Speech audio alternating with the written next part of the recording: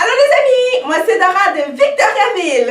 Allô les amis, moi c'est Dora des Îles-de-la-Madeleine. Moi c'est Dora de Saint-Jérôme. Moi c'est Dora de Matane. Et moi c'est Babou de Magog.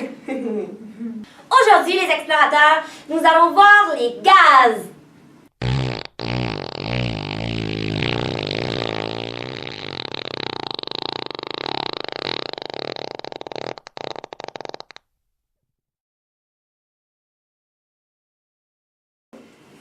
Bien non, Salgado, pas ces gaz-là. Les gaz sanguins, voyons.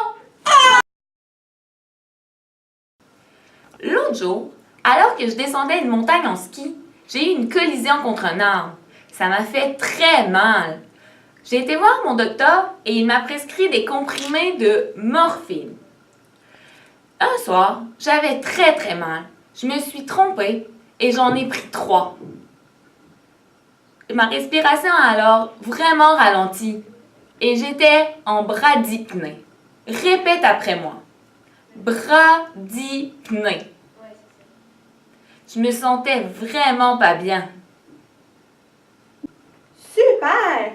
Dora, je vais t'expliquer maintenant pourquoi tu ne te sentais pas bien. En fait, tu t'es empêché de respirer et le CO2 rentrait beaucoup dans tes poumons et tu ne l'expulsais pas.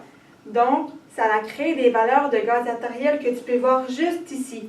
Comme tu peux voir, ton pH est diminué et ton PCO2 est augmenté. Donc, on appelle ça une acidose respiratoire. Et un petit truc comme ça, quand que le pH et la PCO2 sont inversés, c'est respiratoire. Tu comprends maintenant? L'autre soir, alors que je gardais ma petite sœur, j'ai voulu faire des languettes de poulet. Comme papa avait fait cuire du pâté chinois la veille, lorsque j'ai voulu partir le four, la boucane s'est mise à sortir du four. Je paniquais. J'ai donc décidé d'appeler papa au boulot, mais il ne m'a pas vraiment rassurée. Lorsque j'ai raccroché, je me suis mis à paniquer. J'hyperventilais. Vous savez c'est quoi? Répète après moi. Hyperventilation.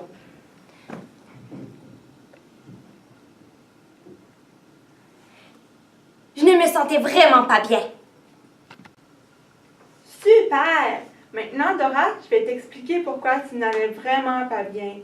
En fait, quand tu t'es mis à respirer super vite, tu as expulsé tout ton CO2 et tu n'en avais plus assez dans tes poumons. Donc, tu as tombé en alcalose respiratoire.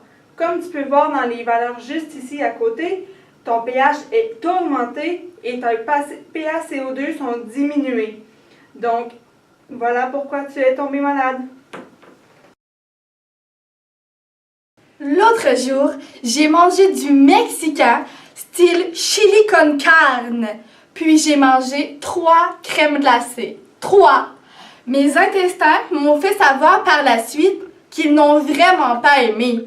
Pas du tout. Dora, t'as chié dans tes culottes! Un peu, oui. Mais Dora, t'as beaucoup chié dans tes culottes! Un peu, oui. Mais là, j'ai eu la diarrhée pendant 3 jours. Répète après moi. Diarrhée.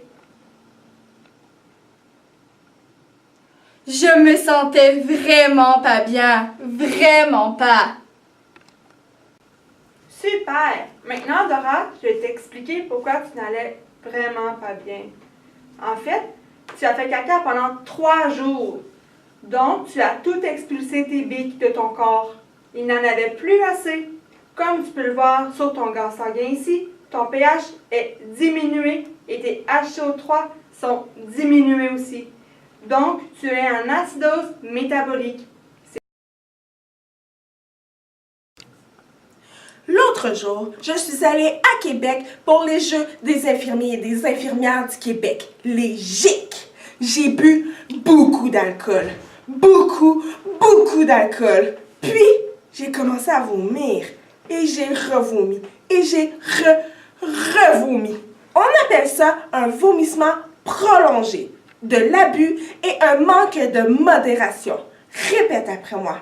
Manque de modération.